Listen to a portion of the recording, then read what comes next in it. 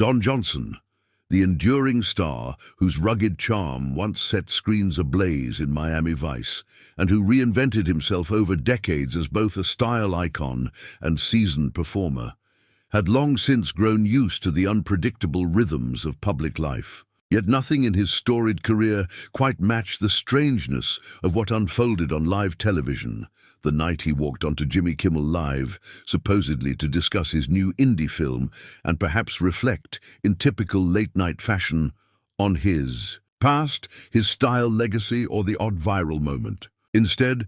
what began as a seemingly ordinary guest segment descended quickly into an unplanned confrontation that left the audience frozen, the host scrambling, and Johnson himself storming off, set mid-taping in what would become one of the most replayed and dissected moments in modern talk show history, because while Don had weathered criticism before about his early career excess, his brash personality, and his infamous off-screen relationships, he had not anticipated that Kimmel, with his sly humor and casual jabs, would pivot so aggressively from warm-up laughs to pointed references about Johnson's rumored Hollywood feuds and past struggles, nor that the tone would shift from banter to an ambush of passive-aggressive remarks disguised as punchlines, with Jimmy suggesting, for example, that Don's return to the spotlight was more a nostalgic gimmick than a creative revival, then following it up with a smirk and a dig about actors who peaked before hashtags existed, a line that elicited polite laughter from the crowd but visibly stiffened Don's posture, the slow shift in his expression, from amused guest to quietly simmering veteran, going largely unnoticed by the audience until he pushed back, his voice steady but unmistakably cold, saying, "You invited me here, Jimmy, not to be honored, clearly, but to be mocked for sport."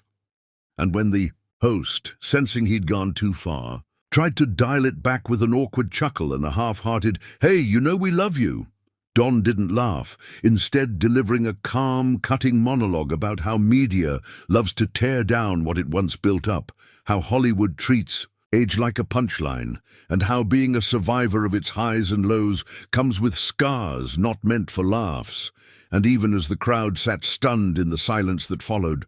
Don stood his ground, speaking not with anger, but with the unshakable gravity of a man who'd lived through his own myth and refused to let a late-night format reduce it to ridicule, at which point Jimmy, perhaps feeling cornered on his own stage, attempted to retake control with a dismissive comment about Don being too sensitive for prime time, a line that instantly tipped the scale, prompting Don to slowly rise from his chair, microphone still live, and say, "Then maybe your show's not built for men who speak the truth," before turning to walk off stage, his departure not accompanied by music or applause, but by a heavy, loaded silence that the show tried to cover with a rushed cut to commercial. Yet the damage, or depending on perspective, the honesty, had already aired, triggering a social media firestorm that exploded with divided opinion, some applauding Johnson for his composure and refusal to play along, others siding with Kimmel and calling it an overreaction. But amidst the noise, one thing became clear.